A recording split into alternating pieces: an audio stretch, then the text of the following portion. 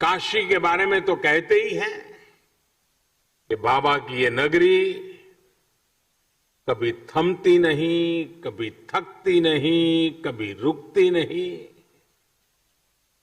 विकास की इस नई ऊंचाई ने काशी के इस स्वभाव को एक बार फिर सिद्ध कर दिया है। कोरोना काल में जब दुनिया ठहर सी गई, तब काशी संयमित तो हुई, अनुशासित भी हुई, लेकिन सृजन और विकास की धारा अविरल बहती रही।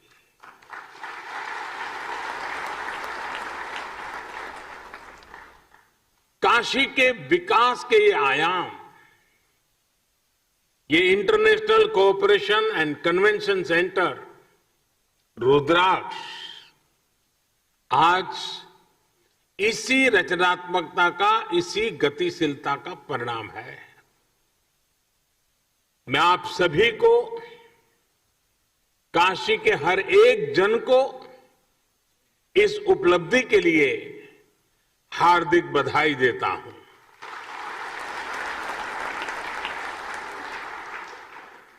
विशेष रूप से मैं भारत के परम मित्र जापान को, जापान के लोगों को, प्राइम मिनिस्टर श्री सुगा योशिहिदे को और एम्बेसडर श्री सुजुकी सातोशी जी को बहुत बहुत धन्यवाद देता हूं। और अभी हमें प्रधानमंत्री जी का वीडियो संदेश भी देखा। उनके आत्मीय प्रयासों से काशी को ये उपहार मिला है। प्राइम मिनिस्टर श्री सुगा योशिहिदे उस समय चीफ कैबिनेट सेक्रेटरी थे। तब से लेकर पीएम की भूमिका तक लगातार वो इस प्रोजेक्ट में व्यक्तिगत रूप से इन्वॉल्व रहे।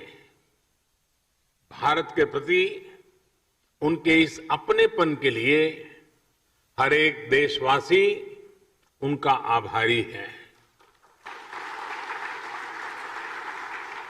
साथियों, आज के इस आयोजन में एक और व्यक्ति है जिनका नाम लेना मैं भूल नहीं सकता।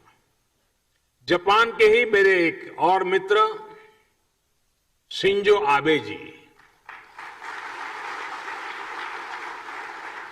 मुझे याद है शिंजो आबे जी जब प्रधानमंत्री के तौर पर काशी आए थे तो रुद्राक्ष के आइडिया पर उनसे मेरी लंबी चर्चा हुई थी। उन्होंने तुरंत ही अपने अधिकारियों से इस आइडिया पर काम करने को कहा। इसके बाद जापान का जो कल्चर है, उनका गुण है, चर परिचित उनकी विशेषता है परफेक्शन और प्लानिंग। इसके साथ इस पर काम शुरू हुआ और आज ये भव्य इमारत काशी की शोभा बढ़ा रही है। इस इमारत में आधुनिकता की चमक भी है और सांस्कृतिक आभा भी है। इसमें भारत जापान रिश्तों का कनेक्ट भी है और भविष्य के लिए अनेकों संभावनाओं का स्कोप भी है। मेरी जापान यात्रा के समय हमने दोनों देशों के रिश्तों में पीपल टू पीपल रिलेशंस में इसी अपनेपन की बात कही थी। हमने जापान से ऐसे ही सांस्कृतिक संबंध की रूपरेखा खींची थी। मुझे खुशी है कि आज दोनों देशों के प्रयासों से विकास के साथ साथ रिश्तों में मिठास का नया अध्याय लिखा जा रहा है। काशी के रुद्राक्ष की तरह ही अभी कुछ हफ्ते पहले ही गुजरात में भी जापानी जैन गार्डन और काइजेन एकेडमी का भी लोकार्पण हुआ था।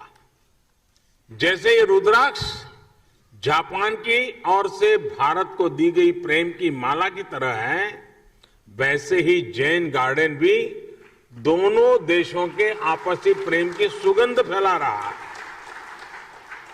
इसी तरह चाहे स्ट्रेटेजिक एरिया हो या इकोनॉमिक एरिया, जापान आज भारत के सबसे विश्वसनीय दोस्तों में से एक है। हमारी दोस्ती को इस पूरे क्षेत्र की सबसे नेचुरल पार्टनरशिप में से एक माना जाता है। आधुनिक इंफ्रास्ट्रक्चर और विकास को लेकर भी कई अहम और सबसे बड़े प्रोजेक्ट्स में जापान हमारा साझीदार है।